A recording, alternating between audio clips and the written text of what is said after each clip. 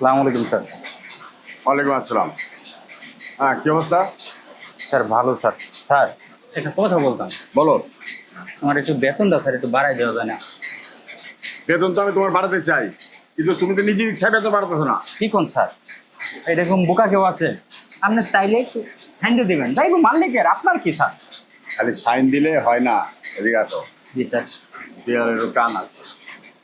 তোমারও বলছিলাম ওই মেয়েগুলো যে আছে হ্যাঁ ওইখান থেকে ওই যে সুন্দরী মেয়েটা, হ্যাঁ। ওর নামটা জানি কি? কোনটা? ওই যে মৌ না শিকা? মৌ। মৌ, মৌকে আমার খুব দরকার। মৌরই দরকার? তুমি মৌরি যদি একটু ব্যবস্থা করে দিতে পারো। একটু কষ্ট হইব স্যার, কিন্তু বেতন বাড়াই দেবেন এটা কোন, তাহলে তো চেষ্টা করুন। বেতন বাড়ানি আমি ডাবল করে দেবো বেতন। তাই নাকি স্যার? আমি এক্ষুনি যাচ্ছি স্যার। ঠিক আছে। রাখি। আসসালামু আলাইকুম।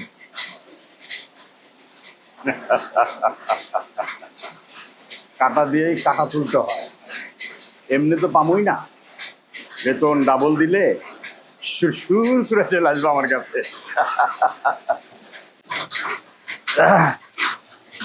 হাই শিকা, কি অবস্থা, কেমন আছো? ভালো আছি। গায়ে হাত না দিলে কি আপনি কথা বলতে পারেন না? সুপারভাইজার লগে তুলা খাতির করলে সমস্যা কি? স্যারে ডাকছে। স্যারের ডাকছে, আমার কাজটা শেষ হলে আমি স্যারের কাছে যাবো না। কি জন্য ডাকছে? পার্সোনাল সময় দেওয়ার লেগে। তুই সত্যি আপনি এত নোংরা, এত খারাপ, বাজে বাজে কথা বলেন সবসময়। আরে মজা করলাম, তোরা মজাও বুঝিস না ছেড়িরা। এসব ফালতু মজা আমাদের সাথে করবেন না। আচ্ছা কাম কর, তোরা এমনি মজা করছিস, এগুলো আস্তে আস্তে তুই করো, তুই লেবো। তোর জ্ঞান শক্তি হয় না। আমি জ্ঞান হারাবো শালার জিনিস।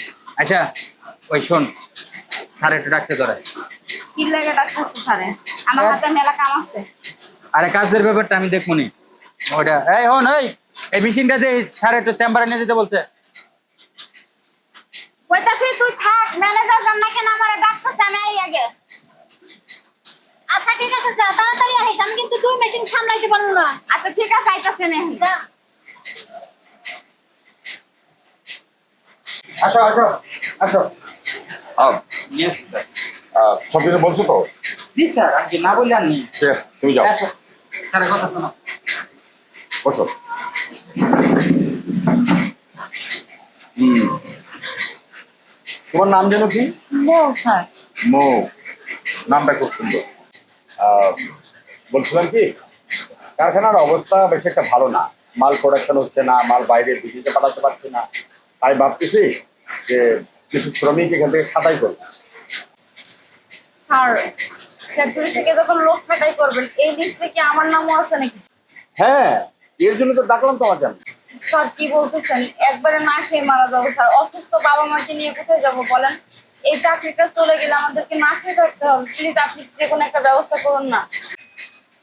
দেখো মৌ, বলছিলাম কি, আমি ইচ্ছে করলে কিন্তু অনেক কিছু করতে পারি, কারণ মালিক সম্পূর্ণ দায় দায়িত্ব আমার কাছে দিয়ে রাখছে। আর আমি চাই না যে তোমার মতো একটা সুন্দরী মেয়ে কারখানা থেকে চলে যায়। আমি তোমাকে রাখতে চাই, কারণ হলো যে তোমার বেতন এখন বর্তমানে কত? 15,000 টাকা। 15,000। আমি এই মাস থেকে, চলতি মাস থেকে 20,000 করে দেবো তোমাকে, শুধু তুমি আমার একটু কথা রাজি হয়ে যাও। আপনি কি মনে করছেন আমি গরিব মানুষ বইলে আমার ইজ্জতের কোনো দাম নাই? আমি এই জায়গায় কাম করে খাইতেছি, শরীর বিক্রি করে খাইতে আসি নাই। আর আপনি যে প্রস্তাবটা আমারে দিছেন, এইরকম ভুল যেন আপনি দ্বিতীয়বার করবেন না। আর যদি দ্বিতীয়বার এই ভুল দেখি, আজকে তো একটা দিছি, এর পরবর্তীতে আপনার হালের বেহাল করে দিব আমি। এই আপনাদের মতো কিছু কিছু দুশ্চরিত্র লোকের জন্য না, মেয়েরা গার্মেন্টসে যে সেফ না, মেয়েরা বাইরে কোথাও কাজ করতে যে শান্তির মতো কাজ করতে পারে না। কারণ কি জানেন? আপনাদের মতো কিছু কিছু পুরুষদের চোখ সব সময় তাদের শরীরের উপরেই থাকে। কেন আপনারা কি আমাদেরকে ভালো দৃষ্টিতে দেখতে পারেন না? মেয়ের নজরে দেখতে পারেন না? বোনের নজরে দেখতে পারেন না? শুনুন, আপনি আমাকে এখান থেকে কি বের করবেন? আপনার ওই 20,000 টাকাও লাগবে না, আর 40,000 টাকাও লাগবে না। আমি এখান থেকে নিজের স্বইচ্ছায় চলে যাচ্ছি। এই কোম্পানিতে আমার চাকরির দরকার নেই। আমি মেহনত করে খাইতে পারি, আমি যে কোনো জায়গায় গিয়ে কর্ম করে খাইতে পারবো। কথাটা যেন মাথায় থাকে।